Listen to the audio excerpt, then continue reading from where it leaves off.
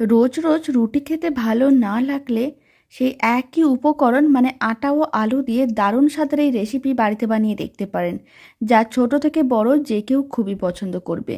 আর বানানোর জন্য খুব বেশি উপকরণ বা সময়ের প্রয়োজন পড়বে না, খেতে ভীষণ ভালো হয়। তো চলুন দারুণ স্বাদের রেসিপিটা বানানো শুরু করা যাক। প্রথমে একটা বড় সাইজের মিক্সিং বোল নিয়েছি, তার মধ্যে দিয়ে দিচ্ছি মেজারিং কাপের 1 কাপ আটা। এখানে 200 গ্রামের মতন আটা আছে। তার মধ্যে অল্প একটু লবণ দিলাম, চা চামচের হাফ চামচের মতন। এবার লবণটা আটার সঙ্গে ভালো করে মিশিয়ে নিতে হবে। আর অন্য কিছু দেওয়ার দরকার নেই, এইভাবে অল্প একটু লবণ দিতে হবে আর আটার মধ্যে ভালো করে মিশিয়ে নিতে হবে। শুকনো করে ভালো করে মিশিয়ে নেওয়ার পরে এখন অল্প অল্প জল দিয়ে একটা ডো রেডি করতে হবে। এখানে আমি রুম টেম্পারেচারের জলই ব্যবহার করেছি, কোনো রকম ঠান্ডা বা গরম জল দিইনি।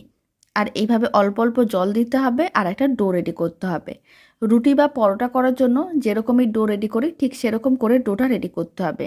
খুব বেশি টাইটও না আবার খুব বেশি নরমও না। অল্প অল্প জল দিয়ে ঠিক এরকম একটা ডো রেডি করে নিয়েছিলাম।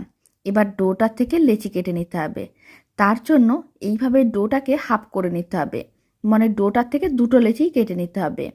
ছোট ছোট করে লেচি বানানো যাবে না, লেচিগুলো একটু বড় করে বানাতে হবে। আর এদিকে একটা মিক্সিং বোল নিয়েছি, তার মধ্যে দিয়ে দিলাম সেদ্ধ আলু। এখানে আমি একটা বড় সাইজের আলু নিয়েছি, এবার আলুর পরিমাণটা কম বা বেশি করতে পারেন। সেদ্ধ আলুটাকে এইভাবে একটু ম্যাশ করে নিতে হবে। আপনারা চাইলে হাত দিয়েও মেখে নিতে পারেন, আর যেহেতু প্রচুর গরম ছিল তাই এইভাবে আমি ম্যাশারে একটু ম্যাশ করে নিচ্ছি। এতে কী হবে, সেদ্ধ আলুটা ছোট ছোট টুকরো হয়ে যাবে, দেখতে যেমন ভালো লাগবে খেতেও ভালো লাগবে। পুরো আলুটাকে ম্যাশারের সাহায্যে ম্যাশ করে নিয়েছিলাম। এবার এর মধ্যে দিয়ে দিচ্ছি একটা ছোট সাইজের কুচনো পেঁয়াজ। পেঁয়াজের পরিমাণ বেশি বা কম করতে পারেন। আর আমি দিয়ে দিলাম অল্প একটু কুচনো ধনেপাতা। এবার এর মধ্যে দিয়ে দিচ্ছি অল্প একটু লবণ, মানে স্বাদ অনুযায়ী চা চামচের হাফ চামচের মতন। আর আমি দিয়ে দিচ্ছি অল্প একটু চিলি ফ্লেক্স। আপনারা চাইলে কুচনো কাঁচা লঙ্কাও দিতে পারেন বা লঙ্কার গুঁড়োও দিতে পারেন, এখানে আমি চিলি ফ্লেক্স দিলাম। আর আমি দিয়ে দিচ্ছি মিক্স হার্বস।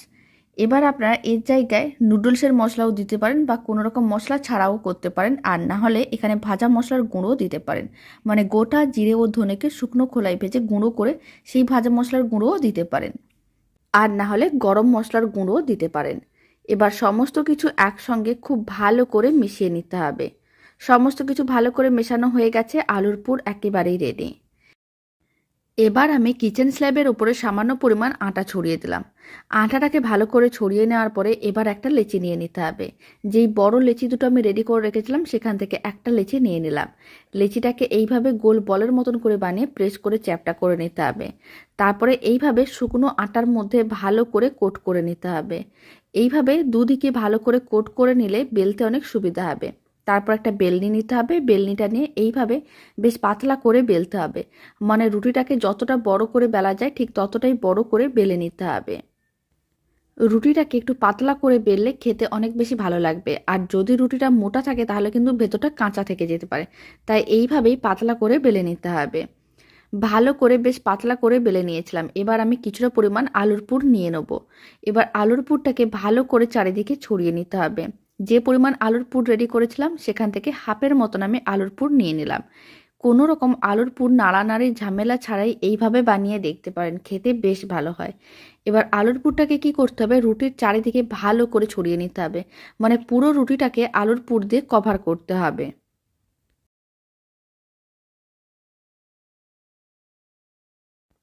খুব ভালো করে আলুর পুরটা ছড়িয়ে নিয়েছিলাম। এবার এটাকে রোল করতে হবে। তার জন্য এইভাবে একটা সাইড নিতে হবে আর একটা সাইডকে নিয়ে এইভাবে রোল করতে হবে।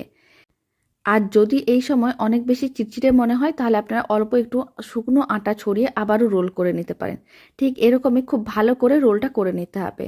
রোলটা করে নেওয়ার পরে এবার একটা ছুরি নিতে হবে। ছুরিটা দিয়ে প্রথমে হাফ করে কেটে নিতে হবে। এবার হাফ অংশগুলোকে এরকমই মিডিয়াম সাইজের টুকরো করে কেটে নিতে হবে।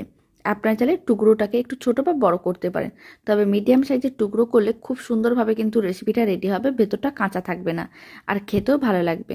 আর সাইডের মানে শেষ প্রান্তর দুটো থেকে এইভাবে অল্প করে অংশ কেটে বাদ দিয়ে দিলাম।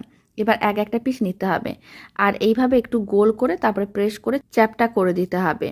বাকি সমস্তগুলো একইভাবে রেডি করে নিচ্ছি। আবার একটা টুকরো নিয়ে নিলাম, গোল করে নিলাম, তারপর একটু প্রেস করে চ্যাপটা করে দিলাম। এতে আলুর পুরটা এইভাবে ভালো করে ছড়িয়ে যাবে। সমস্তগুলো রেডি করে নিচ্ছি। একইভাবে সমস্তগুলো রেডি করে নিয়েছি। এবার আমি এইগুলোকে ভেজে নেব। তার জন্য একটা ব্যাটার রেডি করতে হবে। আর এই ব্যাটারের জন্য প্রথমে একটা মিক্সিং বোল নিয়েছি, তার মধ্যে দিয়ে দিলাম অল্প একটু আটা। বড় চামচের 2 চামচের মতন আটা নিয়েছিলাম, আর সেই পরিমাণ আমি দিয়ে দিচ্ছি কর্নফ্লাওয়ার, মানে বড় চামচের 2 চামচ কর্নফ্লাওয়ার দিয়ে দিলাম। এবার আমি এর মধ্যে দিয়ে দিচ্ছি অল্প একটু লবণ, কারণ ব্যাটারটায় অল্প একটু লবণ দিলে খেতে অনেক বেশি ভালো লাগবে। আর আমি দিয়ে দিচ্ছি অল্প একটু চিলি ফ্লেক্স। এবার সমস্ত কিছু ভালো করে মিশিয়ে নিতে হবে। আর এই সময় আমি অল্প একটু মিক্স হার্বস দিয়ে দিচ্ছি, এটা একেবারেই অপশনাল, আপনাদের কাছে থাকলে দেবেন, না থাকলে নাও দিতে পারেন। সমস্ত কিছু জল দিয়ে ভালো করে মিশিয়ে একটা পাতলা ব্যাটার রেডি করতে হবে। জলের পরিমাণটা একটু বেশি করে দিয়ে দিলাম, কারণ ব্যাটারটা পাতলা করে বানাতে হবে, তাহলেই কিন্তু বেশ মুচমুচে হবে আর খেতেও ভালো লাগবে। খুব ভালো করে মিশিয়ে নিতে হবে। আর এখানে আমি কিন্তু রুম টেম্পারেচারের জলই ব্যবহার করেছি, কোনো রকম ঠান্ডা বা গরম জল দিইনি। খুব ভালো করে মেশানো হয়ে গেছে। ব্যাটারটা একেবারেই রেডি, আর এরকমই পাতলা করেই রেডি করতে হবে। এবার এইগুলোকে ভেজে নেব। তার জন্য একটা ফ্রাইং প্যানে কিছুটা পরিমাণ সাদা তেল গরম করে নিয়েছিলাম। এবার এক একটা পিস নিতে হবে, আর ব্যাটারের মধ্যে এইভাবে ডুবিয়ে নিতে হবে।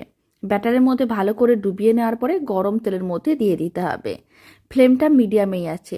মিডিয়াম ফ্লেমে উল্টে পাল্টে লাল লাল করে ভাজতে হবে, তাহলে ভেতর পর্যন্ত ভালো করে ভাজা হবে।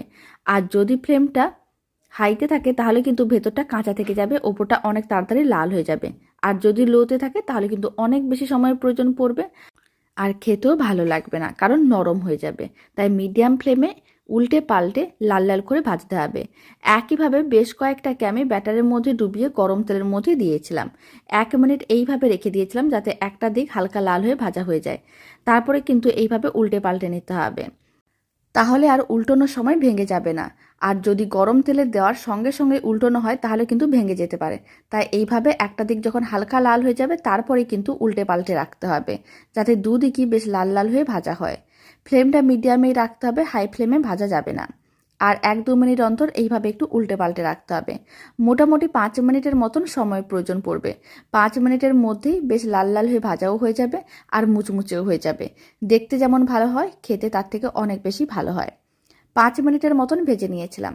আপনারা দেখুন কালারটা কিন্তু বেশ চেঞ্জ হয়ে গেছে, লাল লাল হয়ে গেছে। এবার তুলে একটা প্লেটের মধ্যে সার্ভ করে নিতে হবে। আর বাকিগুলোকে একইভাবে ব্যাটারের মধ্যে ডুবিয়ে তারপর গরম তেলের মধ্যে দিয়ে দিতে হবে, আর উল্টে পাল্টে লাল লাল করে ভেজে নিতে হবে।